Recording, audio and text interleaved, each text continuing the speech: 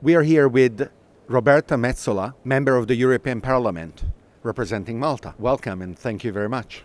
Well, thank you for having me. Malta positions itself in the avant-garde of regulatory innovation. At this conference, the Malta Blockchain Summit, it launched an entire regulatory framework for virtual digital assets, for blockchain startups to embrace, together with authorities and all kinds of service providers that will support this innovation.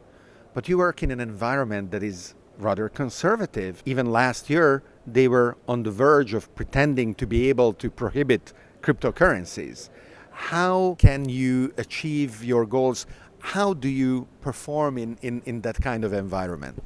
And Malta has always been at the forefront of all being avant-garde of innovation and technological advances. We never let this kind of atmosphere to keep us behind. And I look particularly to the last decade and a half since we've become members of the European Union, where we have been very, very innovative in the maritime sector and also in the financial services. And now, yes, on blockchain and DLT technology, yes, we are at the forefront again. Of course, there are always concerns. And as politicians, we need to keep all those concerns in mind.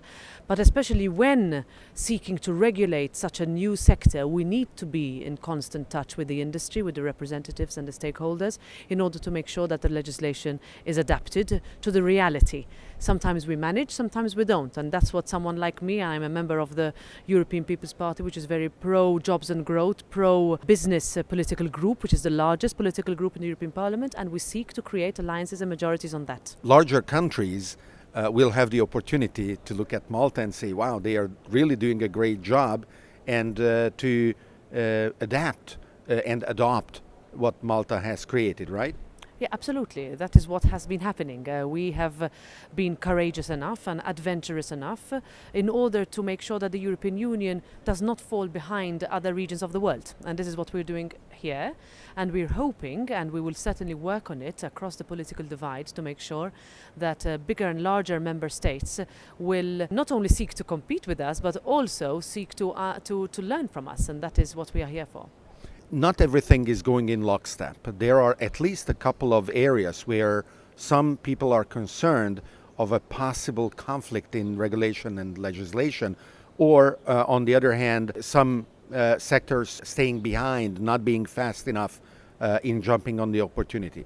The first is represented, for example, by the GDPR legislation that may not be even compatible with what the blockchain allows and implies. And the second is the banking sector that under the constraints of their own regulatory framework up to now has been unable to embrace those who seek to open accounts but are working in the crypto economy.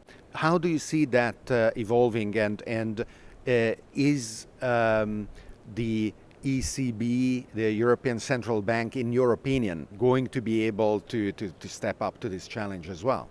Well, I can answer for the European Parliament, and what we are seeking is the right balance, right? On the one hand, yes, we have the General Data Protection Regulation that has just entered into force, with a lot of question marks about its implementation and about its adaptability to today's developments. We have always, in fact, warned about the fact that that regulation might need to be updated again soon. But the worst thing we can do as legislators is to hurry up and try to draft legislation that is wrong. I would rather take time, take stock, speak to the interested parties, speak to government, speak to the regulators, and make sure that what we actually adopt on paper is workable in reality.